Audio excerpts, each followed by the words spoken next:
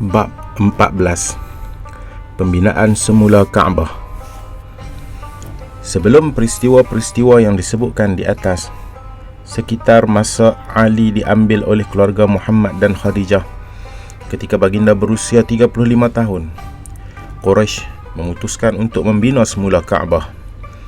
Dinding Kaabah pada masa itu hanya separas kepala manusia dan tidak berbumbung, bererti ia mudah dicerobohi walaupun pintu berkunci. Baru-baru ini beberapa khazanah yang tersimpan dalam bilik kebal bawah tanah rumah suci itu telah dicuri. Quraisy sudah mengumpul semua kayu yang diperlukan untuk membuat bumbung. Sebuah kapal milik saudagar Yunani di Jeddah telah terlajak ke pantai dan pecah sehingga tidak dapat dibaiki lagi. Kayu daripada kapal ini diambil untuk dijadikan kasau, dan kebetulan pada waktu itu seorang Qibti yang merupakan tukang kayu yang mahir sedang berada di Mekah.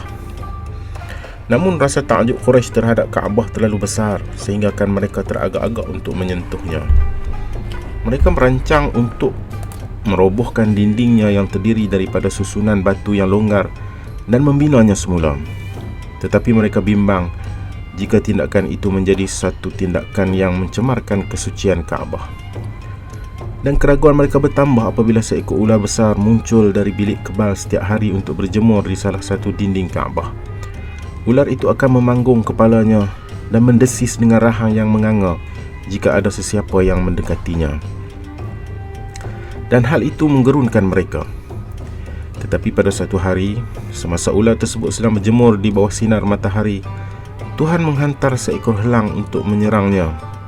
Ular itu menyambar dan membawanya terbang pergi.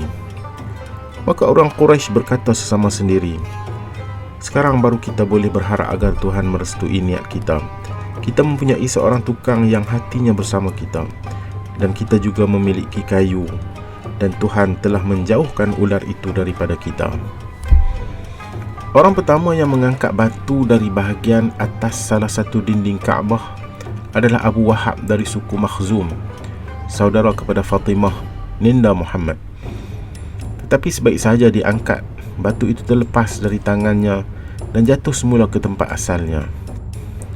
Lalu mereka semua berundur dari Kaabah, takut untuk meneruskan kerja baik pulih. Kemudian ketua Makhzum, Walid, putera kepada mendiang Mughirah, mengambil beliung dan berkata, aku akan mula meruntuhkannya untuk kamu. Sambil berjalan ke Kaabah, dia berkata, ya Tuhan, jangan bimbang wahai Tuhan, kami berniat yang baik belaka. Kemudian dia meruntuhkan sebahagian dinding di antara Hajarul Aswad dan Rukun Yamani, iaitu dinding di arah tenggara. Tetapi orang-orang lain menahan diri. Mari kita tunggu dan lihat, kata mereka. Jika dia terkena sumpahan, kita tidak akan meruntuhkannya lagi dan memulihkannya seperti sedia kala. Namun jika dia tidak terkena sumpahan, bererti Tuhan merestui pekerjaan kita dan kita akan meranapkan semuanya ke tanah. Malam berlalu tanpa kejadian yang tidak diingini, dan Walid kembali meneruskan kerja pada awal pagi berikutnya disertai mereka yang lain. Dan ketika seluruh dinding Kaabah runtuh sehingga yang tinggal hanya tapak asas yang dibina oleh Nabi Ibrahim AS, mereka menemui batu buntar besar berwarna kehijauan yang kelihatan seperti dua bonggol unta sebelah menyebelah. Seorang lelaki meletakkan tuil besi di antara dua batu ini untuk menuil salah satunya keluar. Namun ketika batu itu bergerak, gempa menggoncang seluruh Mekah dan mereka lantas menganggapnya sebagai petanda bahawa tapak asas itu tidak boleh diusik. Di penjuru Hajarul Aswad, mereka telah menemui sepotong tulisan berabjad Syria kuno. Mereka menyimpannya tanpa mengetahui apakah isinya, sehingga seorang Yahudi membacakannya kepada mereka. Akulah Tuhan penguasa Bakkah. Aku ciptakan ia pada hari aku menciptakan langit dan bumi. Hari aku membentuk matahari dan bulan, dan aku tempatkan di sekitarnya 7 malaikat yang tidak tercemarkan. Ia akan terus tegak selagi dua bukitnya masih teguh. Penduduknya diberkati dengan susu dan air. Satu lagi tulisan ditemui di bawah makam Ibrahim, sebongkah batu kecil berhampiran pintu Kaabah yang mempunyai bekas tapak kakinya. Mekah adalah rumah suci Tuhan, rezeki datang kepadanya dari 3 arah. Jangan sampai penduduknya menjadi mereka yang pertama mencemarinya. Quraisy kini mengumpulkan lebih banyak batu sebagai tambahan kepada batu-batu sedia ada untuk meningkatkan ketinggian bangunan. Mereka bekerja secara berasingan, kabilah demi kabilah, sehingga semua dinding Kaabah sudah cukup tinggi untuk Hajarul Aswad diletakkan kembali di penjurunya. Pada masa itu berlaku perselisihan sengit di antara mereka, kerana setiap kabilah ingin mendapatkan kehormatan mengangkat batu itu ke tempatnya. Kebuntuan berlanjutan selama 4 atau 5 hari, dan ketika ketegangan memuncak hingga kabilah-kabilah mula membentuk pakatan dan persediaan untuk bertempur dimulakan, seorang lelaki paling tua di situ mengemukakan penyelesaian.